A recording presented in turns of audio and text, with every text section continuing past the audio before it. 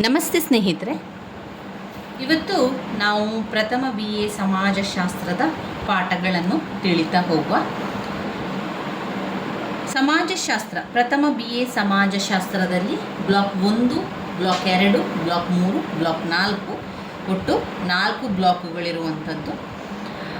ಅವರು ಪ್ರಶ್ನೆ ಪತ್ರಿಕೆಯಲ್ಲಿ ನೀವು ನೋಡಿದರೆ ಅವರು 4 ಬ್ಲಾಕಿನಿಂದಲೂ ಕೂಡ ಪ್ರಶ್ನೆಗಳನ್ನು ಆಯ್ಕೆ ಮಾಡಿ ಕೊಡ್ತಾರೆ. ಆದ್ದರಿಂದ ನಾವು 4 ಬ್ಲಾಕುಗಳಲ್ಲಿ ಬಂದಿರುವಂತಹ ಮುಖ್ಯವಾದಂತಹ ಪ್ರಶ್ನೆಗಳನ್ನು ಓದ್ಕೊಳ್ಬೇಕು. ಮುಖ್ಯವಾದಂತಹ ಪ್ರಶ್ನೆಗಳು ಅಂದರೆ ಯಾವುದು? ಬೇರೆ ಬೇರೆ ಇಂಪಾರ್ಟೆಂಟ್ ಆಗಿರುವಂತಹ ಪ್ರಶ್ನೆಗಳು ಅಂದರೆ ಯಾವುದು? ನೀವು ಹಳೆಯ ಪ್ರಶ್ನೆ ಪತ್ರಿಕೆಗಳನ್ನೆಲ್ಲ ನೋಡಿಕೊಂಡ್ರೆ ಅದರಲ್ಲಿ ಪದೇ ಪದೇ ಬಂದಿರುವಂತಹ ಪ್ರಶ್ನೆ ತುಂಬಾ ಮುಖ್ಯವಾಗಿರುವಂತಹ ಪ್ರಶ್ನೆ. ಈ ಪದೇ ಪದೇ ರಿಪೀಟ್ ಆಗಿರುವಂತಹ ಪ್ರಶ್ನೆಗಳನ್ನು ಕೂಡ ಓದ್ಕೊಳ್ಬೇಕು ನಾವು. ಅವುಗಳೆಲ್ಲವೂ ಕೂಡ ಅವರು ಪ್ರಶ್ನೆ ಪತ್ರಿಕೆಯಲ್ಲಿ ಬಂದಿರುವಂಥ ಪ್ರಶ್ನೆಗಳೆಲ್ಲವೂ ಕೂಡ ನಮ್ಮ ಟೆಕ್ಸ್ಟ್ ಬುಕ್ಕಿನಿಂದಲೇ ಅವರು ಕೊಡುವಂಥದ್ದು. ಅದರಲ್ಲಿರುವಂತಹ ಪ್ರಶ್ನೆಯನ್ನೇ ಆಯ್ಕೆ ಮಾಡಿ ಕೊಡುವಂಥದ್ದು. 4 ಬ್ಲಾಕಿನಿಂದಲೂ ಕೂಡ ಪ್ರಶ್ನೆಗಳನ್ನು ಆಯ್ಕೆ ಮಾಡಿ ಕೊಡೋದ್ರಿಂದ ನಾವು ಆದಷ್ಟು 4 ಬ್ಲಾಕುಗಳ ಮುಖ್ಯವಾದ ಪ್ರಶ್ನೆಗಳನ್ನು ಅಭ್ಯಾಸವನ್ನು ಮಾಡಿಕೊಳ್ಬೇಕು. ಮುಖ್ಯವಾದ ಪ್ರಶ್ನೆಗಳು ಅಂದರೆ ಯಾವುದು? ಮುಖ್ಯವಾದ ಪ್ರಶ್ನೆಗಳು ನಾವು ನೋಡ್ತಾ ಹೋಗುವ. ನೋಡ್ತಾ ಪಾಠಗಳನ್ನು ನೋಡ್ತಾ ಆ ಪಾಠಗಳಲ್ಲಿ ಬಂದಿರುವಂತಹ ಮುಖ್ಯವಾದಂತಹ ಪ್ರಶ್ನೆಗಳನ್ನು ಓದ್ತಾ ಹೋಗುವ. ಸಮಾಜಶಾಸ್ತ್ರವನ್ನು ಆಯ್ಕೆ ಮಾಡಿಕೊಂಡವರು ಸಮಾಜಶಾಸ್ತ್ರದಲ್ಲಿ ಬಂದಿರುವಂತಹ ಮುಖ್ಯವಾದ ಪ್ರಶ್ನೆಗಳನ್ನು ನೋಡ್ತಾ ಅವುಗಳನ್ನು ವಿವರಣೆಯನ್ನು ಕೂಡ ತಿಳಿತಾ ಹೋಗಬೇಕು. ಮೊದಲಿಗೆ ಸಮಾಜಶಾಸ್ತ್ರ ಎಂದರೇನು, ಸಮಾಜಶಾಸ್ತ್ರದ ವ್ಯಾಖ್ಯೆಗಳನ್ನು ತಿಳಿಸಿ ಅಂತ ಪ್ರಶ್ನೆ ಬರ್ತದೆ. ಹಲವು ಬಾರಿ ಕೇಳಿದ್ದಾರೆ. 5 ಅಂಕದ ಪ್ರಶ್ನೆಯಾಗಿ ತುಂಬ ಸಲ ಕೇಳಿರುವಂಥ ಪ್ರಶ್ನೆ ಸಮಾಜಶಾಸ್ತ್ರ ಎಂದರೇನು, ಸಮಾಜಶಾಸ್ತ್ರದ ವ್ಯಾಖ್ಯೆಗಳನ್ನು ತಿಳಿಸಿ. ಸಮಾಜಶಾಸ್ತ್ರ ಎಂದರೆ ನಮ್ಮ ಸುತ್ತಮುತ್ತಲಿನ ಪರಿಸರದ ಬಗ್ಗೆ ಅಧ್ಯಯನ ಮಾಡುವಂಥದ್ದೇ ಸಮಾಜಶಾಸ್ತ್ರ. ನಮ್ಮ ಸುತ್ತಮುತ್ತಲಿರುವಂಥ ಪ್ರದೇಶವೇ ಸಮಾಜಶಾಸ್ತ್ರವಾಗಿರುವಂಥದ್ದು. ಅಗಸ್ಟ್ ಕಾಮ್ಟರ್ ಅವರು ಈ ಸಮಾಜಶಾಸ್ತ್ರದ ಪಿತಾಮಹ. ಯಾರವರು? ಅಗಸ್ಟ್ ಕಾಮ್ಟರ್ ಅವರು ಸಮಾಜಶಾಸ್ತ್ರ ಎನ್ನುವಂಥ ಪದವನ್ನು ತಂದವರು. ಅಂದರೆ ಸಮಾಜಶಾಸ್ತ್ರದ ಪಿತಾಮಹ ಅಂತ ಹೇಳುವಂಥದ್ದು. ಲ್ಯಾಟಿನ್ ಪದವಾದ ಲೋಗಸ್ ಮತ್ತು ಗ್ರೀಸ್ ಪದವು ಈ ಒಂದು ಅಧ್ಯಯನ ಅಂತ ಲೋಗಸ್ ಮತ್ತು ಗ್ರೀಕ್ ಎಂಬ ಪದವು ಅಧ್ಯಯನದಲ್ಲಿ ಬರುವಂಥದ್ದನ್ನು ಕಾಣ್ಬೋದು.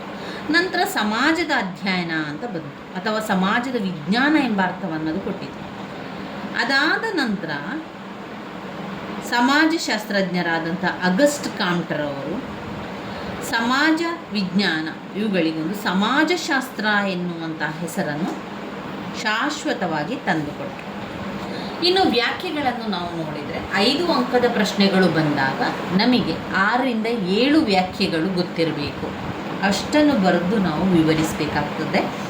ಇಲ್ಲಾಂತಾದರೆ ಏನಾಗ್ತದೆ ಅಂತ ಹೇಳಿದರೆ ಸಮಾಜಶಾಸ್ತ್ರದ ವ್ಯಾಖ್ಯೆಯನ್ನು ಬೇರೆ ಪ್ರಶ್ನೆಗಳಿಗೆ ನಾವು ಬರೆಯುವುದಾದರೆ 2 ವ್ಯಾಖ್ಯೆಗಳು ನಿಮಗೆ ಸರಿಯಾಗಿ ಗೊತ್ತಿರಲಿ. 2 ವ್ಯಾಖ್ಯೆಗಳನ್ನು ನಮಗೆ ಅವುಗಳ ಉತ್ತರಗಳಿಗೆ ಬರಿತಾ ಹೋಗಲಿಕ್ಕೆ ಸಾಧ್ಯ ಆಗ್ತದೆ.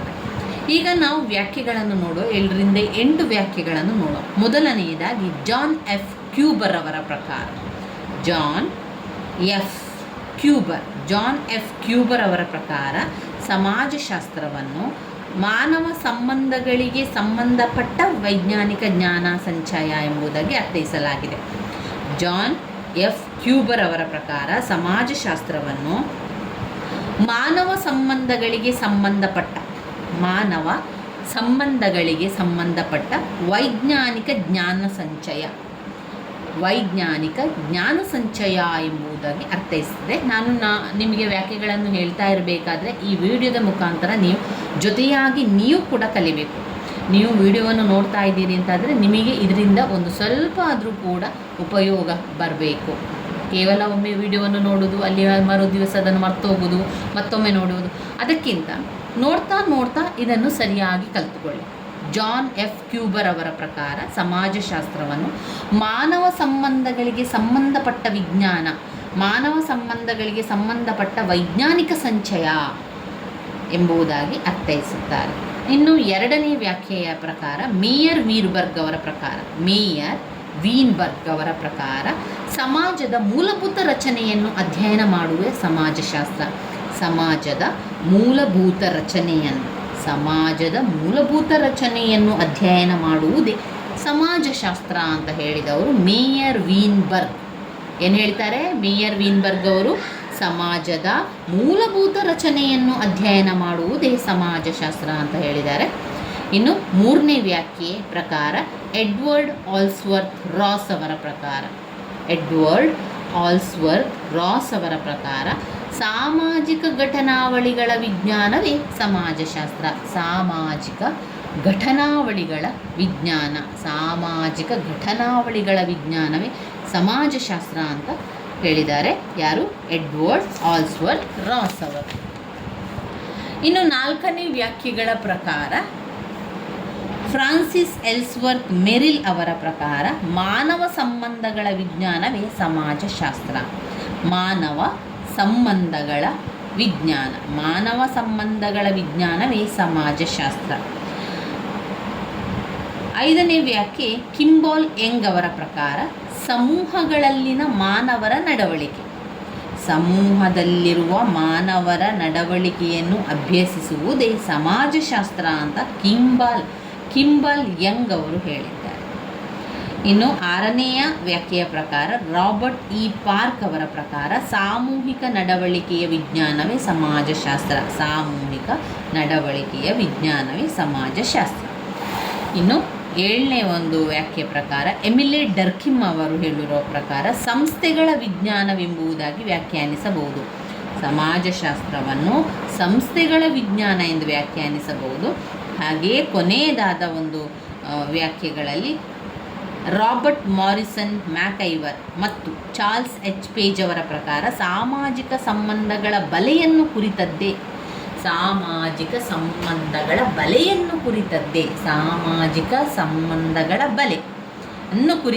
ಸಮಾಜಶಾಸ್ತ್ರ ಅಂತ ಹೇಳಿದವರು ರಾಬರ್ಟ್ ಮಾರಿಸನ್ ಮ್ಯಾಕ್ಐವರ್ ಅವರು. ಇವಿಷ್ಟು ಸಮಾಜಶಾಸ್ತ್ರದ ವ್ಯಾಖ್ಯೆಗಳಲ್ಲಿಗೆ ಆಯಿತು. ಸಮಾಜಶಾಸ್ತ್ರದ ವ್ಯಾಖ್ಯೆಗಳಿಗೆ ನಮಗೆ ಗೊತ್ತಾಯಿತು. ಇನ್ನು ಸಮಾಜಶಾಸ್ತ್ರದ ವ್ಯಾಪ್ತಿ ಅಂತ ಬಂದಾಗ ಅದು ಎಷ್ಟು ಒಳಗೊಂಡಿದೆ, ಎಷ್ಟು ವಿಚಾರಗಳನ್ನು ಈ ವ್ಯಾಪ್ತಿಯಲ್ಲಿ ಒಳಗೊಂಡಿದೆ. ಸಮಾಜಶಾಸ್ತ್ರ ಅಂತ ಎನ್ನುವಂತಹ ವಿಚಾರ ಯಾವೆಲ್ಲ ವಿಚಾರಗಳು ಒಳಗೊಂಡಿದೆ ಎನ್ನುವಂಥದ್ದನ್ನು ಅದು ತಿಳಿಸುವಂಥದ್ದು. ಜನಸಾಮಾನ್ಯರ ಒಡನಾಟದ ವಿಶ್ಲೇಷಣೆಯಿಂದ ಮೊದಲುಗೊಂಡು ಜಾಗತಿಕ ಸಾಮಾಜಿಕ ಪ್ರಕ್ರಿಯೆಗಳ ಅನ್ವೇಷಣೆಯವರೆಗೂ ಸಮಾಜಶಾಸ್ತ್ರೀಯ ಅಧ್ಯಯನದ ವ್ಯಾಪ್ತಿ ಹೆಚ್ಚು ವ್ಯಾಪಕವಾಗಿದೆ. ಇಲ್ಲಿಯ ತನಕ ಜನಸಾಮಾನ್ಯರ ಒಡನಾಟದ ವಿಶ್ಲೇಷಣೆಯಿಂದ ಮೊದಲುಗೊಂಡು ಜಾಗತಿಕ ಸಾಮಾಜಿಕ ಪ್ರಕ್ರಿಯೆಗಳ ಅನ್ವೇಷಣೆಯವರೆಗೂ ಸಮಾಜಶಾಸ್ತ್ರೀಯ ಅಧ್ಯಯನದ ವ್ಯಾಪ್ತಿ ಹೆಚ್ಚು ವ್ಯಾಪಕವಾಗಿರುವಂಥದ್ದು. ಈ ಸಮಾಜಶಾಸ್ತ್ರದ ವ್ಯಾಪ್ತಿಯಲ್ಲಿ ನಾವು ಎರಡು ಮುಖ್ಯವಾದಂತಹ ಪಾಯಿಂಟ್ಸ್ಗಳನ್ನು ನೋಡ್ಕೊಳ್ಬೋದು. ಸಮಾಜಶಾಸ್ತ್ರದ ವ್ಯಾಪ್ತಿ ಅಂತ ಬಂದಾಗ ಎರಡು ಮುಖ್ಯವಾದ ಪಾಯಿಂಟ್ಸ್ಗಳು, ಒಂದು ಔಪಚಾರಿಕ ಪಂಥ, ಮತ್ತೊಂದು ಸಮನ್ವಯ ಪಂಥ. ಅಂತ ಎರಡು ಪಾಯಿಂಟ್ಸ್ಗಳನ್ನು ನೀವು ಕಲಿಬೇಕು. ಯಾವುದೆಲ್ಲ ಹೇಳಿ ನನ್ನ ಜೊತೆಗೆ? ಔಪಚಾರಿಕ ಪಂಥ ಮತ್ತು ಸಮನ್ವಯ ಪಂಥ. ಮತ್ತು ಸಮನ್ವಯ ಪಂಥ. ಇದರಲ್ಲಿ ಮತ್ತೆ ಕೆಲವು ಸಬ್ ಪಾಯಿಂಟ್ಸ್ಗಳನ್ನು ಕಾಣ್ಬೋದು. ಔಪಚಾರಿಕ ಪಂಥ ಅಂದರೆ ಏನು?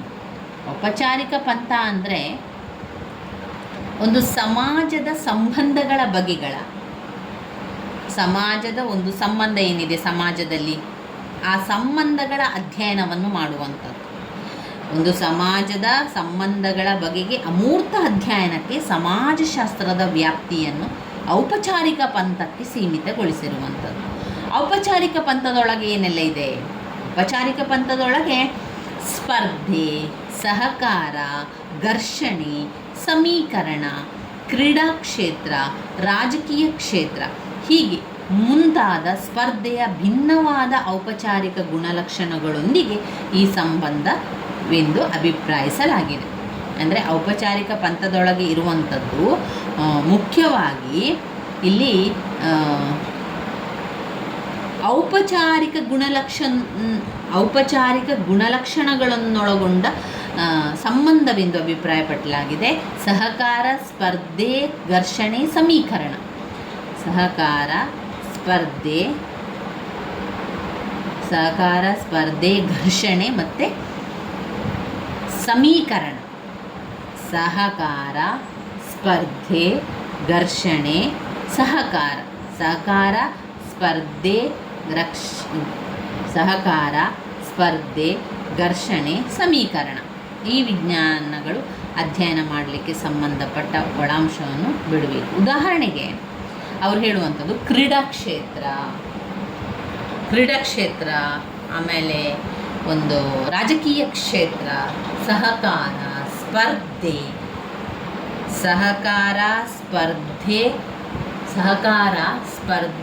ಘರ್ಷಣೆ, ಸಮೀಕರಣ.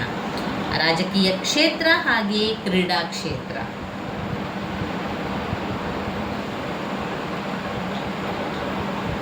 ಇವುಗಳನ್ನು ನಾವು ಔಪಚಾರಿಕ ಪಂಥದ ಒಳಗೆ ಬರಿತಾ ಹೋಗಬೇಕು.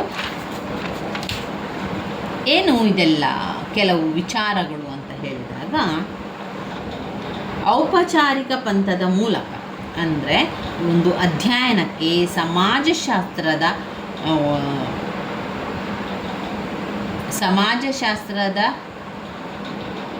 ವ್ಯಾಪ್ತಿಯನ್ನು, ಸಾಮಾಜಿಕ ಸಂಬಂಧ ಬಗೆಗಳ ಅಮೂರ್ತ ಅಧ್ಯಯನಕ್ಕೆ ಸಮಾಜಶಾಸ್ತ್ರೀಯ ವ್ಯಾಪ್ತಿಯನ್ನು ಔಪಚಾರಿಕ ಪಂಥ ಅಂತ ಸೀಮಿತಗೊಳಿಸಿದೆ. ಅದರಲ್ಲಿ ಬೇರೆ ಬೇರೆ ಸ್ಪರ್ಧೆ ಇರ್ಬೋದು, ಘರ್ಷಣೆಗಳಿರ್ಬೋದು, ಸಮೀಕರಣಗಳಿರ್ಬೋದು, ಸಹಕಾರ, ಇದೆಲ್ಲವೂ ಕೂಡ ಒಂದು ಜೀವನ ಅಂತ ಬಂದಾಗ ಅದರಲ್ಲಿ ಬರ್ತಾ ಇರುವಂಥದ್ದು. ಅದೆಲ್ಲ ಔಪಚಾರಿಕ ಪಂಥದೊಳಗಿರ್ತದೆ. ಅದರಲ್ಲಿ ನಾವು ನೋಡಿದರೆ ಕ್ರೀಡಾಕ್ಷೇತ್ರ ಇರ್ಬೋದು, ಆಮೇಲೆ ರಾಜಕೀಯ ಕ್ಷೇತ್ರವನ್ನು ಕೂಡ ನೀವು ನೋಡಿರ್ಬೋದು. ಅದರಲ್ಲಿ ಆ ಕ್ಷೇತ್ರಗಳು, ರಾಜಕೀಯ ಕ್ಷೇತ್ರ ಇರ್ಬೋದು, ಕ್ರೀಡಾಕ್ಷೇತ್ರಗಳಿರ್ಬೋದು, ಮಾರುಕಟ್ಟೆ ಕ್ಷೇತ್ರ, ಸ್ಪರ್ಧೆ, ಮಾರುಕಟ್ಟೆ ಕ್ಷೇತ್ರ, ಕ್ರೀಡಾಕ್ಷೇತ್ರ, ರಾಜಕೀಯ ಕ್ಷೇತ್ರ. ಇದು ಮುಖ್ಯವಲ್ಲ. ಸ್ಪರ್ಧೆಯನ್ನು ಭಿನ್ನವಾದ ಔಪಚಾರಿಕ ಗುಣಲಕ್ಷಣಗಳೊಂದಿಗೆ ಸಂಬಂಧವೆಂದು ಅಭಿಪ್ರಾಯಿಸಲಾಗಿದೆ.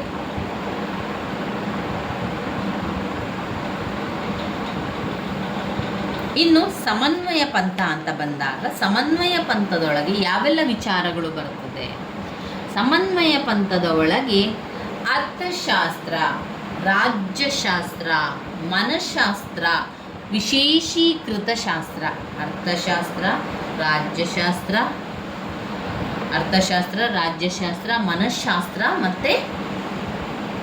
ಮನಃಶಾಸ್ತ್ರ ಮತ್ತು ಏಕೀಕೃತ ವಿಜ್ಞಾನ. ಆರ್ಥಿಕ ಶಾಸ್ತ್ರ, ರಾಜ್ಯಶಾಸ್ತ್ರ, ಮನಃಶಾಸ್ತ್ರ, ವಿಶೇಷೀಕೃತ ಶಾಸ್ತ್ರಗಳಿರುವಂಥದ್ದು.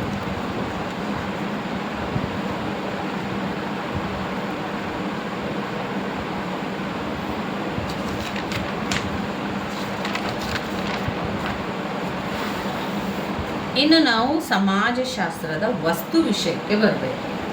ಸಮಾಜಶಾಸ್ತ್ರದ ವಸ್ತು ವಿಷಯ ಅಂತ ಹೇಳಿದರೆ, ಸಮಾಜಶಾಸ್ತ್ರ ಅದರದೇ ಆದಂತಹ ಕೆಲವು ವಸ್ತು ವಿಷಯಗಳನ್ನು ಹೊಂದಿರುವ ವಿಜ್ಞಾನ ಮಾತ್ರವಾಗಿರದೆ, ಎಲ್ಲ ಸಾಮಾಜಿಕ ವಿಜ್ಞಾನಗಳಿಗೂ ಕೂಡ ಅದು ಒಂದು ಸಾಮಾಜಿಕ ವಿಜ್ಞಾನಗಳಿಗೂ ಕೂಡ ತಾಯಿಯಾಗಿದೆ. ಸಮಾಜಶಾಸ್ತ್ರ ತನ್ನದೇ ಆದ ವಸ್ತು ವಿಷಯವನ್ನು ಹೊಂದಿಲ್ಲ.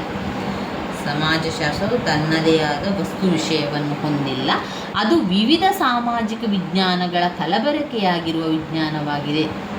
ಇದು ವಿವಿಧ ಸಾಮಾಜಿಕ ವಿಜ್ಞಾನಗಳ ಕಲಬೆರಕೆಯಾಗಿರುವ ವಿಜ್ಞಾನವಾಗಿದೆ.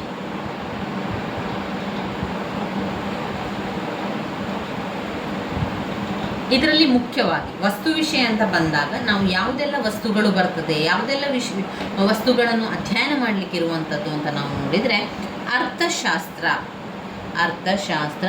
ರಾಜ್ಯಶಾಸ್ತ್ರ, ಮನಃಶಾಸ್ತ್ರ, ಮಾನವಶಾಸ್ತ್ರ, ಇತಿಹಾಸ, ನ್ಯಾಯಶಾಸ್ತ್ರದಂತಹ ಹಲವಾರು ಸಾಮಾಜಿಕ ವಿಜ್ಞಾನಗಳಿಗೆ ತನ್ನ ವಸ್ತು ವಿಷಯವನ್ನು ಹಂಚಿರುವುದರಿಂದ ಸಮಾಜಶಾಸ್ತ್ರಕ್ಕೆ ತನ್ನದೇ ಆದ ಒಂದು ವಿಶೇಷ ಕ್ಷೇತ್ರ ಅಂತ ಇಲ್ಲ. ಅದು ವಸ್ತು ವಿಷಯದಲ್ಲಿ ಈ ಎಲ್ಲ ಪಾಯಿಂಟ್ಸ್ಗಳು ಬರ್ತದೆ. ಅರ್ಥಶಾಸ್ತ್ರ, ರಾಜ್ಯಶಾಸ್ತ್ರ, ಮನಃಶಾಸ್ತ್ರ, ಮಾನವಶಾಸ್ತ್ರ, ಅರ್ಥಶಾಸ್ತ್ರ, ರಾಜ್ಯಶಾಸ್ತ್ರ, ಮನಃಶಾಸ್ತ್ರ, ಮಾನವಶಾಸ್ತ್ರ, ಇತಿಹಾಸ, ನ್ಯಾಯ ಪ್ರಸ್ತುತತೆ, ಹಲವಾರು ಸಾಮಾಜಿಕ ವಿಜ್ಞಾನಗಳಿಗೆ ವಸ್ತು ವಿಷಯವನ್ನು ಹಂಚಿರುವಂಥದ್ದು. ಅರ್ಥಶಾಸ್ತ್ರ, ರಾಜ್ಯಶಾಸ್ತ್ರ, ಮನಃಶಾಸ್ತ್ರ, ಮಾನವಶಾಸ್ತ್ರ, ಇತಿಹಾಸ ಮತ್ತು ನ್ಯಾಯಶಾಸ್ತ್ರ. ಇತಿಹಾಸ ಮತ್ತು ನ್ಯಾಯಶಾಸ್ತ್ರ ಇವಿಷ್ಟು ಸಮಾಜಶಾಸ್ತ್ರದ ವಸ್ತು ವಿಷಯದೊಳಗೆ ಬರ್ತದೆ. ಇನ್ನು ಬರುವಂತಹ ಪ್ರಶ್ನೆ ಅಂತ ಹೇಳಿದರೆ ಅದು ನಮ್ಮ ಸಮಾಜಶಾಸ್ತ್ರದ ಪ್ರಾಮುಖ್ಯತೆಯಾಗಿರುವಂಥದ್ದು. ಇದನ್ನು ನಾವು ಮುಂದಿನ ವಿಡಿಯೋದಲ್ಲಿ ತಿಳ್ಕೊಳ್ಳುವ ಸ್ನೇಹಿತರೆ. ಪಾಠಗಳನ್ನು ಮುಂದುವರಿಸ್ತಾ ಹೋಗುವ, ಆರಂಭದಿಂದ ಎಲ್ಲವನ್ನು ಕೂಡ ನೋಡ್ತಾ ಹೋಗುವ, ಅದರ ಜೊತೆಗೆ ನಮ್ಮ ಪರೀಕ್ಷೆ ತಯಾರಿ ಕೂಡ ಆಗ್ತಾನೆ ಹೋಗ್ತದೆ. ನನ್ನ ವೀಡಿಯೋಸ್ ಎಲ್ಲ ನಿಮಗೆ ಇಷ್ಟ ಆಗಿದ್ದರೆ ಲೈಕ್ ಕೊಡಿ, ಶೇರ್ ಮಾಡಿ, ಸಬ್ಸ್ಕ್ರೈಬ್ ಮಾಡಲಿಕ್ಕೆ ಮರಿಬೇಡಿ. ಧನ್ಯವಾದಗಳು.